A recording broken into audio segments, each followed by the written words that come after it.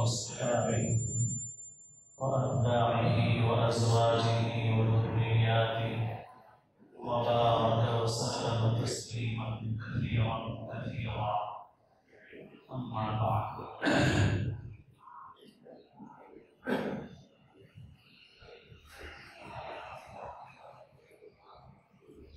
قابل احترام حضور عزیز دوستوں ساتھی، سبھی لوگ جانتے ہیں کہ اللہ تعالیٰ نے مسلمان پر 5 باتیں فرض فرمائی ہیں۔ حدیث شریف میں ہے بنی الاسلام علی 5، اسلام کی بنیاد 5 چیزوں پر رکھی گئی ہے۔ شہادت لا الہ الا اللہ وان محمد رسول اللہ، اس بات کی شہادت اور گواہی دینا کہ اللہ کے سوا کوئی عبادت کے لائق نہیں اور محمد صلی اللہ علیہ وسلم اللہ کے رسول اور پیغمبر ہیں۔ وَإِقَامِ الصَّلَاةِ، اور نماز قائم کرنا۔ وَإِيتَاءِ الزَّكَاةِ، زکوٰۃ ادا کرنا۔ وَحَجِّ الْبَيْتِ وَصَوْمِ رَمَضَانَ، بیت اللہ کا حج کرنا اور رمضان کے روزے رکھنا۔ کلمے کی گواہی دینے کے بعد 4 عمل ہیں جو فرض ہیں۔ ایمان دل کے یقین کا نام ہے، دل سے اللہ کو ایک ماننا، پیغمبر کو سچا ماننا، یہ تصدیق ہے دل کی، مگر اس کے ساتھ زبان سے ایک عمل ضروری ہے، وہ اقرار باللسان کہلاتا ہے، یعنی زبان سے اقرار کرنا۔ تو یہ پہلا عمل ہوا کہ آدمی زبان سے اقرار کرے لا الہ الا اللہ محمد الرسول اللہ۔ پھر اس کے بعد 4 عمل ہیں جو مسلمان پر فرض ہیں۔ نماز قائم کرنا، زکوٰۃ ادا کرنا، بیت اللہ کا حج کرنا اور رمضان کے روزے رکھنا۔ سبھی لوگ جانتے ہیں اس حدیث کے مفہوم کو، اس مضمون کو، لیکن عملی اعتبار سے فرائض کے اہتمام پر جو توجہ ہونا چاہیے وہ اکثر لوگوں میں محسوس نہیں ہوتی۔ فرض نماز کی بہت اہمیت ہے۔ آدمی فرض نمازوں کو اتنا اچھا ادا نہیں کرتا جتنا صلاۃ الحاجت اچھی ادا کرتا ہے۔ نماز حاجت اگر پڑھے تو بہت توجہ سے پڑھتا ہے، مگر نماز فرض اس توجہ سے نہیں پڑھتا۔ فرض نماز اعلیٰ درجے کی بنا لو تو وہی بہت کافی ہے۔ پھر اس کے بعد نوافل رفع درجات ہیں، درجات کی بلندی کا ذریعہ۔ ایسے ہی ان فرائض میں سے ایک اہم فریضہ بیت اللہ کا حج ہے۔ اللہ تعالیٰ نے قرآن مجید میں ارشاد فرمایا وَلِلَّهِ عَلَى النَّاسِ حِجُّ الْبَيْتِ مَنِ اسْتَطَاعَ إِلَيْهِ سَبِيلًا، اور اللہ کے لیے لوگوں کے ذمے بیت اللہ کا حج فرض ہے۔ من استطاع الیہ سبیلا، جو شخص بیت اللہ کے راستے کو طے کرنے کی استطاعت رکھتا ہو اس کے اوپر۔ تو یہ تو بیان فرما دیا، پھر آگے اللہ تعالیٰ فرماتے ہیں وَمَن كَفَرَ فَإِنَّ اللَّهَ غَنِيٌّ عَنِ الْعَالَمِينَ، اور جو کفر کرے تو اللہ تعالیٰ تمام جہانوں سے بے نیاز ہیں، غنی ہیں۔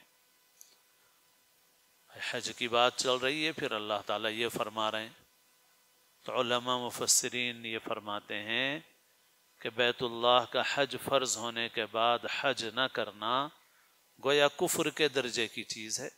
جیسے نماز کے متعلق فرمایا کہ من ترک الصلاۃ متعمدا فقد کفر، کہ جس نے نماز کو عمدن جانتے بوجھتے چھوڑ دیا تو اس نے کفر کیا۔ تو ایسے ہی بیت اللہ کا حج ہے۔ تو گویا حج فرض ہونے کے بعد حج نہ کرنا، جیسے نماز فرض ہونے کے بعد عمدن نماز چھوڑنا کفر کے درجے کی چیز ہے، ایسے ہی بیت اللہ کا حج فرض ہونے کے بعد حج نہ کرنا بھی کفر کے درجے کی چیز ہے۔ تو اللہ تعالیٰ گویا یہ فرما رہے ہیں کہ دیکھو یہ کرنا کفر ہے، اور جو ایسا کرے گا تو اللہ تعالیٰ محتاج نہیں ہے تمہاری نماز کے، تمہاری حج کے، تمہاری زکوٰۃ کے، روزے کے۔ اللہ تعالیٰ تو تمام جہانوں سے بے نیاز ہیں، تم کرو گے تمہارا نفع، تمہارا فائدہ ہے۔ تو گویا سخت وعید ہے یہ، وَمَن كَفَرَ فَإِنَّ اللَّهَ غَنِيٌّ عَنِ الْعَالَمِينَ، یہ ایک سخت وعید اور دھمکی ہے۔ ایسے ہی حدیث میں ہے کہ آپ نے فرمایا کہ جس پر حج واجب ہو اور پھر بھی وہ حج نہ کرے، چاہے یہودی ہو کر مرے یا نصرانی ہو کر مرے۔ یہ حدیث سندن ضعیف ہے، لیکن چونکہ خود آیت کے اندر وعید شدید ہے، سخت وعید ہے، اس وجہ سے وہ حدیث، اس حدیث کا مضمون بھی قابل فکر ہے۔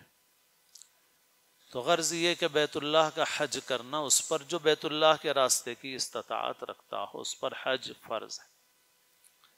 ہمارے معاشرے میں بہت سارے لوگ ماشاءاللہ ایسے ہیں جن پر حج فرض ہو چکا ہے، مگر ان کو توجہ نہیں ہے کہ ہمارے اوپر حج فرض ہو گیا ہے۔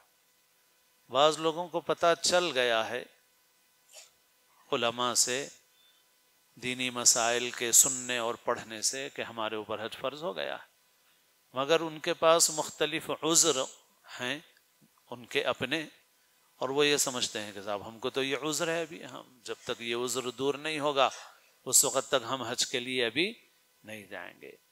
یہ باتیں صحیح نہیں ہیں۔ آپ جس چیز کو عذر سمجھ رہے ہیں وہ شریعت کی نظر میں عذر نہیں ہے وہ، تو لہذا حج کے کرنے میں جلدی کریں اگر حج بیت اللہ فرض ہو چکا ہو۔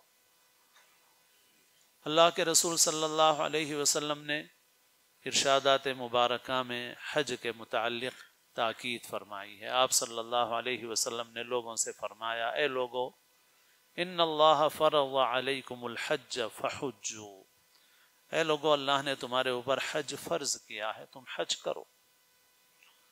ایک صاحب نے پوچھا، آپ نے اتنا فرما دیا، ایک صاحب نے پوچھا اکل عام یا رسول اللہ، اے اللہ کے رسول صلی اللہ علیہ وسلم کیا ہر سال حج فرض ہے؟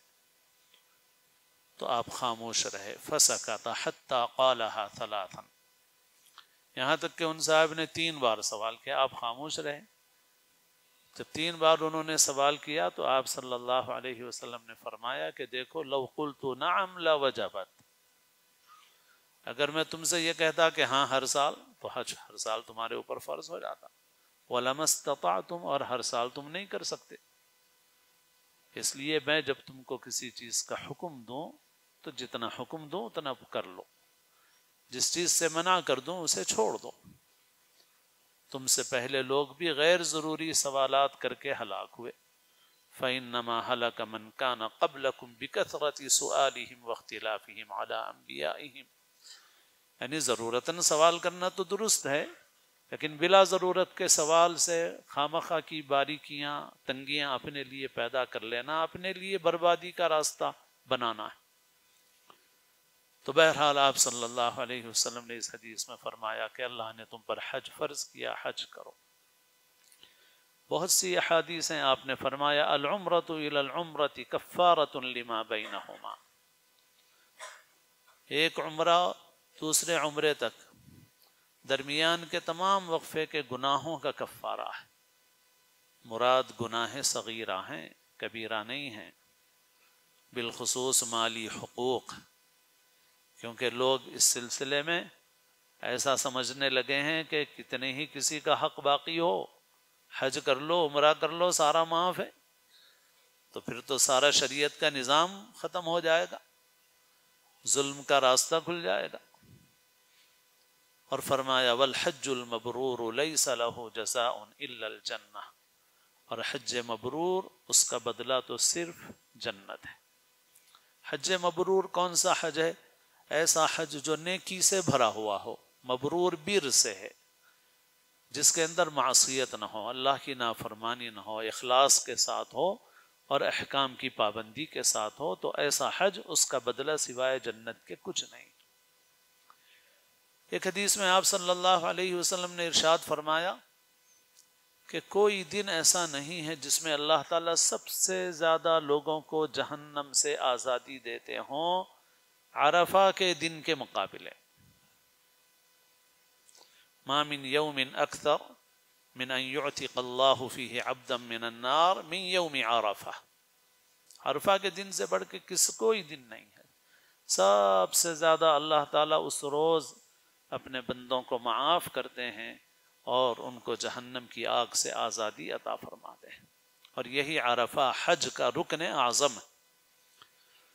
جن لوگوں کو اللہ تعالیٰ حج کے لیے حاضری کی توفیق دیں، ان کو بھی یہ بات خاص طور پر نوٹ رکھنے کی ہے کہ حج کے پورے سفر میں سب سے قیمتی دن اور سب سے قیمتی وقت یہی عرفہ کا ہے۔ اور یہ بات تھوڑی وضاحت سے اس لیے عرض کرنا پڑ رہا ہے کہ ہم لوگ بڑا خرچ کر کے اور بڑی محنت سے حج کے لیے جاتے ہیں، اور جو اصل وقت ہوتا ہے اس اصل وقت کو جتنا وصول کرنا چاہیے نہیں کرتے۔ اور اس کی ایک وجہ یہ بھی ہے کہ پہلے سے بھی ہم کو دعاؤں کی عادت نہیں ہے، دعا مانگنے کی عادت نہیں، دعا کرنے کی عادت نہیں ہے، تو دعا میں دل نہیں لگتا ہمارا۔ اور وہ وقت کیا ہے؟ وہ وقت دعا کا ہے۔ اللہ کے رسول صلی اللہ علیہ وسلم نے ظہر کے وقت نماز ادا فرمائی، اور پھر ظہر عصر آپ نے ایک ساتھ ادا فرمائی تھی، اور پھر اس کے بعد آپ صلی اللہ علیہ وسلم قبلہ رخ ہو کر دعا میں مشغول رہے مغرب تک، غروب آفتاب تک، کیونکہ اس دن جو عشاء کی مغرب کی جو نماز ہے وہ مزدلفہ میں جا کے پڑھی جاتی ہے، پھر فوری آپ مزدلفہ کے لیے روانہ ہو گئے، پھر وہاں جا کے مغرب عشاء پڑھی۔ مگر ظہر کے وقت نماز ادا کرنے کے بعد سے لے کے مغرب کا وقت آنے تک پورا کا پورا وقت آپ نے دعا میں گزارا، تو یہ وقت ویسا ہی ہے، بہت قیمتی وقت ہے۔ تو بہرحال وہ عرفہ کا دن اور عرفہ کا میدان نصیب ہو جائے تو یہ بہت بڑی سعادت اور بہت بڑی نعمت ہے۔ تو غرض حج جو ہے یہ اہم ہے۔ لیکن جیسے میں نے شروع میں عرض کیا کہ ہم لوگوں کے نزدیک جیسے صلاۃ الحاجت بڑی توجہ سے پڑھ رہے ہیں مگر فرض نماز توجہ سے نہیں پڑھ رہے، ایسے ہی حج کے معاملے میں بھی معاشرے میں بہت سے لوگوں کے متعلق یہ نظر آ رہا ہے نفل عمرے تو بہت کر رہے ہیں مگر حج نہیں کر رہے ہیں، عمرے کر رہے ہیں مگر حج نہیں کر رہے ہیں، حالانکہ حج فرض ہو چکا ہے۔ بہت سی خواتین ایسی ہیں کہ ان کے پاس اتنا سونا ہے کہ شوہر کے پاس چاہے ہو نہ ہو، بہت سی صورتوں میں تو شوہر پہ فرض نہیں ہوا مگر بیوی پہ فرض ہو گیا۔ ایک مرتبہ رسول اللہ صلی اللہ علیہ وسلم نے حج کی فضیلت بیان کی جہاد کے متعلق، تو عورتوں نے کہا کہ ہم تو دیکھتے ہیں کہ جہاد سب سے افضل عمل ہے مگر ہم کو جہاد میں حصہ لینے کا موقع نہیں ملتا۔ تو آپ صلی اللہ علیہ وسلم نے فرمایا کہ تمہارا جہاد حج ہے، حج مبرور۔ تو عورت کے لیے تو بہت قیمتی موقع ہے کہ وہ اس حج مبرور کے ذریعے سے جہاد فی سبیل اللہ کا بھی ثواب حاصل کر لے، مگر عورتوں کو توجہ نہیں ہے، اور عورتیں بسا اوقات ہمارے معاشرے میں تو یہ سمجھتی ہیں کہ ہم کو حج کرانا شوہر کی ذمہ داری ہے، چاہے ہمارے پاس 50 تولے سونا ہو چاہے 100 تولے سونا ہو، چاہے شوہر مقروض ہو، مگر حج کرانا ان کا کام ہے۔ نہیں، ایسا نہیں ہے، عورتوں کو یہ معلوم ہونا چاہیے اگر ان کے پاس اتنا سونا ہے کہ ان کے اوپر حج کی استطاعت ان کے پاس ہو گئی ہے تو ان کے اوپر حج فرض ہے، بس ایک محرم مہیا ہونا ہے ان کو۔ تو محرم جو ہے چاہے شوہر ہو چاہے بھائی ہو چاہے حقیقی بھانجا ہو چاہے حقیقی بھتیجا ہو، جب بھی ان میں سے کوئی مل جائے اور کوئی جا رہا ہے، آپ کے پاس بھی مال ہے، آپ اس کے ساتھ جڑ جائیے، حج کے لیے چلے جائیے، محرم بھی مل گیا، پیسہ بھی ہے آپ کے پاس اتنا۔ لیکن بہت عورتیں اس سے غافل ہیں، اور مرد بھی جانتے نہیں تو بتاتے بھی نہیں اپنی بیویوں کو کہ بھئی زکوٰۃ بھی تمہارے اوپر فرض ہے اور حج بھی تمہارے اوپر فرض ہو گیا ہے۔ اور بہت سے لوگ ایسے ہیں کہ جو جوانی میں حج کرنے سے پیچھے ہٹ رہے ہیں اور یہ سوچ رہے ہیں کہ جب بوڑھے ہو جائیں گے تب حج کریں گے. تو حج ایسا عمل نہیں ہے جو بڑھاپے میں کیا جائے. کسی نے کہا کہ حج ایسا عمل ہے کہ جو جوانی میں کرنا چاہیے، تو اس پر کسی نے کہا کہ حج تو جوانی کا نہیں پہلوانی کا عمل ہے، یعنی جوان بھی ہونا چاہیے، طاقتور بھی ہونا چاہیے آدمی حج کرنے کے لیے. خیر اب تو بہت آسانیاں ہو گئیں مگر پھر بھی مشقتیں ہیں کچھ. اسی لیے جو بہت بوڑھے لوگ ہیں ویل چیئر کے بغیر نہیں کر سکتے، تو جو تجربے کار علماء ہیں وہ تو ان کو عام طور پر مشورہ نہیں دیتے، کیونکہ بسا اوقات ان کے لیے بھی خطرات ہوتے ہیں، ان کے ساتھ رہنے والوں کے لیے اور دوسروں کے لیے بھی ہوتے ہیں. کئی مرتبہ ایسا دیکھا گیا کہ ان کی بیماریوں اور آزار کی وجہ سے ان کا بھی حج متاثر ہو گیا، ساتھ رہنے والے کا بھی حج متاثر ہو گیا. تو بہرحال یہ بڑھاپے تک مؤخر کرنے کی چیز نہیں ہے، جوانی میں کرنے کی چیز ہے، طاقت اور قوت کے زمانے میں کرنے کی چیز ہے. پھر ایک خیال لوگوں کے ذہن میں یہ ہے کہ جس ابھی ہمارے اعمال اچھے نہیں ہیں، داڑھی ہم نے نہیں چھوڑی ہے اور چیزوں کی ہم پابندی نہیں کر رہے ہیں، تو لہٰذا ابھی کیسا حج کریں گے بھائی، بعد میں جب یہ سب چیزوں پہ عمل کرنے کی ہمت ہو جائے گی ہم کو تب ہم حج کریں گے. یہ بھی شیطانی وسوسہ ہے. جیسے آپ دوسری غلطیوں کوتاہیوں کی وجہ سے نماز نہیں چھوڑ سکتے. ارے بھائی ابھی میری داڑھی نہیں ہے، میرے سے زبان کی غلطیاں ہو جا رہی ہیں، میرے سے آنکھ کی غلطیاں ہو جا رہی ہیں، میں نماز کیسا پڑھوں؟ نہیں بول سکتے. نماز کا وقت ہے، نماز فرض ہے، آپ کو نماز پڑھنا ہے. ایسے ہی حج بھی آپ کو کرنا ہے. اور باقی زندگی کا کوئی بھروسہ نہیں ہے انسان کی. اگر اللہ نے آپ کو اتنا مال دیا، اتنی استطاعت دی کہ حج فرض ہو گیا اور آپ حج کیے بغیر مر گئے، تو ایک فرض آپ کے ذمے باقی رہ گیا. اور زندگی کا تو کوئی بھروسہ نہیں، کوئی گارنٹی ہے کیا کہ اگلے سال تک ہم زندہ رہیں گے، 5 سال تک زندہ رہیں گے، 10 سال تک زندہ رہیں گے؟ نہیں ہے. لہٰذا جلد سے جلد کرو. اور بھی چیزیں ہیں ایسی ہی، جیسے بچوں کی شادیاں ہیں تو ٹھیک ہے ان کے لیے اٹھا کے رکھ دو، یا علماء سے مشورہ کرو. اگر خاص طور پر لڑکیاں ہیں تو لڑکوں کا تو کوئی عذر ہی نہیں ہے. ہمارے معاشرے میں لڑکیوں کی شادیوں کا مسئلہ ایک مجبوری ہے، تو اس میں علماء سے جا کے اپنا حال رکھ کے مشورہ کرو کہ اتنا پیسہ ہے میرے پاس، میری 1 بچی ہے، 2 بچیاں ہیں، میرے لیے حج کا کیا حکم ہے اور میں بچی کا کیا کروں. آپ پوچھو مسئلہ علماء سے، رہنمائی حاصل کرو، جو علماء بتائیں اس کے مطابق عمل کرو. اور رہ گیا بچوں کی کہ بچوں کے ولیمے کو پیسے رکھے ہوئے ہیں، تو وہ تو شریعت میں ہے ہی نہیں کچھ آپ کے اوپر، آپ پہ تو حج فرض ہو گیا، وہ تو کوئی مجبوری ہے بھی نہیں. ویسے لڑکیوں کی شادی کا مسئلہ بھی ہمارے ملک کے لیے ہے، یہ ہمارے علاقے کے لیے ہے، باقی عرب ملکوں میں تو لڑکیوں کی شادی بھی کوئی مسئلہ نہیں. تو بہرحال بعض لوگ اس کی وجہ سے مؤخر کیے ہوئے ہیں. اس طرح کے مختلف اعذار ہم سمجھ رہے ہیں کہ یہ عذر ہے، لہٰذا ہم حج کو مؤخر کرتے جا رہے ہیں. جیسے آپ دوسرے اعذار اور بہانوں سے نماز کو نہیں چھوڑ سکتے، ایسے ہی حج فرض ہونے کے بعد آپ حج کو مؤخر نہیں کر سکتے. جلد سے جلد آپ کو حج کرنا چاہیے. حج ہو یا عمرہ ہو یا کوئی بھی عبادت ہو، اللہ کے لیے ہونا چاہیے.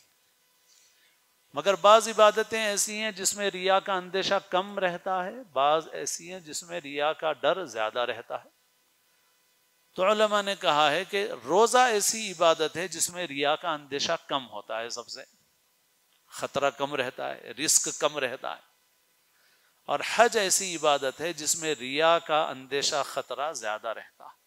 اسی لیے اللہ تعالیٰ نے اس آیت میں سب سے پہلے فرما دیا وَلِلَّهِ عَلَى النَّاسِ حِجُّ الْبَيْتِ، اللہ کے لیے حج کرو. حج کے لیے، عمرے کے لیے اس کا خیال رکھنا ضروری ہے، کیونکہ بعض اوقات ایسا محسوس ہو رہا ہے کہ نیتیں بن نہیں رہی ہیں، جذبہ بن نہیں رہا ہے. وسائل مہیا ہو گئے ہیں، پیسے کی فراوانی ہو گئی ہے، سفر آسان ہو گیا ہے.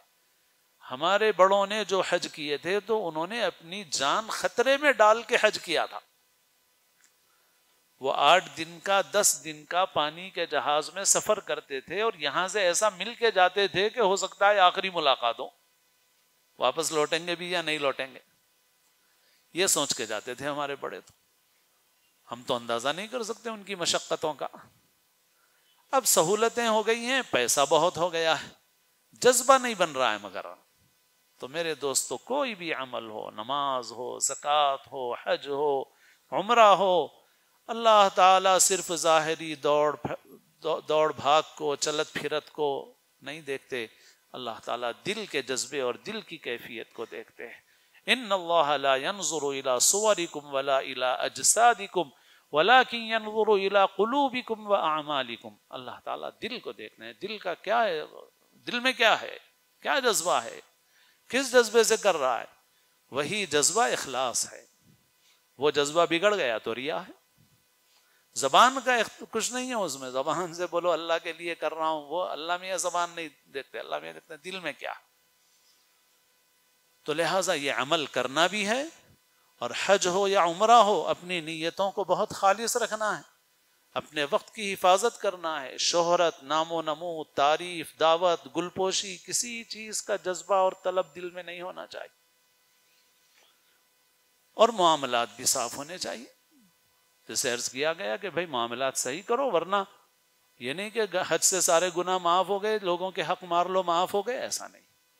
معاملات صاف کرو۔ اخلاص کا تقاضا، لازمی تقاضا ہے یہ کہ آپ اپنے معاملات کو بھی صاف کریں، لین دین صاف کریں، کسی کا حق باقی ہو اس کو آپ ادا کر دیں، اور اللہ کے گھر کا آپ سفر کریں۔ تو بہرحال حج کمیٹی کی طرف سے بھی ہمارے ملک میں ابھی بات اس لیے بھی آئی کہ بھئی درخواستیں کم وصول ہوئی، اور عمرے کو دیکھو تو بہت جا رہے ہیں لوگ۔ ٹھیک ہے، بہت سے لوگ ایسے بھی ہوں گے جو صرف عمرہ ہی کر سکتے ہیں، حج نہیں کر سکتے، وہ ان کے پاس اتنی استطاعت نہیں ہے۔ لیکن ہم یہ دیکھ رہے ہیں کہ بہت سارے لوگ ایسے ہیں جن کے پاس ماشاءاللہ حج کی استطاعت ہے، مگر وہ حج کی طرف متوجہ نہیں ہے۔ فرض کو سمجھیے، فرض کی اہمیت کو سمجھیے، اور حج فرض ادا کیجیے، اور اللہ کے لیے ادا کیجیے۔ اپنی نیت کو، اپنے جذبے کو خالص رکھیے، اور پورے سفر کے اندر اپنے اوقات کی، اپنے اعمال کی، اپنے قلب کی ہر طرح سے حفاظت کیجیے۔ اللہ تعالی ہم سب کو بار بار اپنے گھر کی مقبول حاضری نصیب فرمائے، اور تمام فرائض کی پابندی کی، اس کے اہتمام کی اللہ تعالی ہمیں توفیق نصیب فرمائے۔ ہم سب کو اسلام کی زندگی اور اپنے اپنے وقت پر حسن خاتمہ محض اپنے فضل سے، اپنے کرم سے نصیب فرمائے۔